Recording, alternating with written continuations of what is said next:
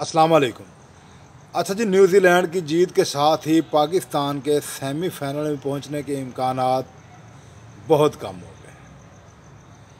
अगर पाकिस्तान सेमीफाइनल तक रसाई हासिल करना चाहता है तो अपने अगले आने वाले मैच में जो 11 तारीख को इंग्लैंड के ख़िलाफ़ है, इंग्लैंड को बहुत बड़े मार्जिन से शिकस्त देना होगी।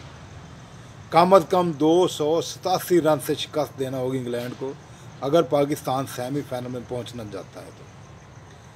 फ़र्ज़ करें अगर पाकिस्तान पहले खेलते हुए 300 रन स्कोर करता है तो इंग्लैंड को सिर्फ 13 रन पर आउट करना होगा, और अगर इंग्लैंड पहले बैटिंग करती है तो इंग्लैंड को 50 रन तक महदूद रखना होगा, और वो 50 रन पाकिस्तान को 2.5 ओवर्स में पूरे करना होगा। यानी कि नामुमकिन ज़रूर है, लेकिन अल्लाह ताला बेहतरीन कारसाज है।